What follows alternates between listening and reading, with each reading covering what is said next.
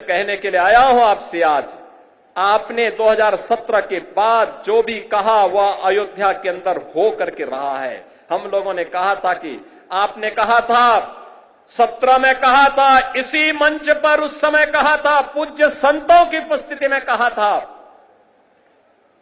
कि योगी जी एक काम करो, मंदिर का निर्माण करो। बहन और भाइयों, मंदिर का निर्माण तो हो गया है, रामलला भी विराजमान हो गए। इसी मंच से मैंने और मेरे सहयोगियों ने भी और आदरणीय प्रधानमंत्री जी ने भी आपको कहा था, अयोध्या को दुनिया की सुंदरतम नगरी बनाएंगे।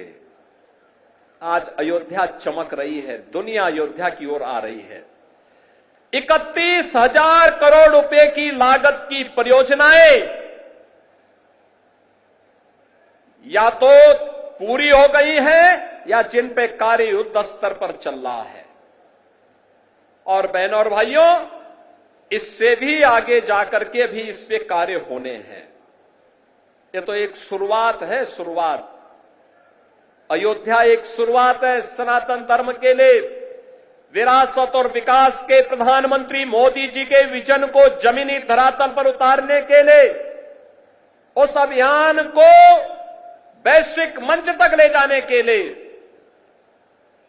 आज काशी हमारी चमक रही है। भव्य और दिव्य काशी के दर्शन दुनिया कर रही है। आज हमारा अयोध्या धाम जो भी आता है, मैंने 22 जनवरी को दृश्य देखा है, 23 जनवरी को मैंने वह दृश्य देखा है, जब देश भर से आए हुए श्रद्धालु अयोध्या में भगवान राम के मंदिर का दर्शन करते थे। उनके आंखों में खुशी के आंसू थे। कोई पिलर को पकड़ करके आंसू बहाता था और कोई जमीन पे लेट करके भगवान को भी दंडवत करता था।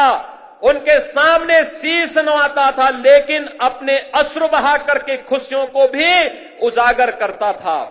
बहनों और भाइयों, वह सभी दृश्य मैंने अपनी आंखों के सामने अयोध्या के अंदर देखे हैं। और मैंने उन लोगों के भी काले कारनामे देखे हैं जिन्होंने राम भक्तों के लहू से अयोध्या को और सरयू मैया को लहूलुहान किया था। वह दृश्य भी हम लोगों ने अयोध्या के अंदर देखा है। और इसीलिए मैं आपको एहसास कराने के लिए आया हूं आज। हमने जो कहा, ये डबल इंजन की सरकार ने जो कहा था, वह तो करके दिखा दिया।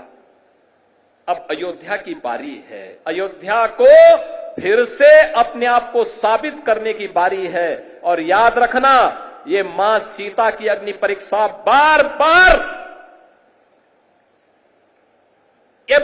बार नहीं होनी चाहिए। हमें इस अभिशाप से निकलना ही होगा। अयोध्या को भव्य और दिव्य रूप देना ही होगा। इसके लिए अयोध्यावासियों को एक बार फिर से आगे आना होगा। और इसी के लिए आज हम आपको एहसास कराने के लिए आए हैं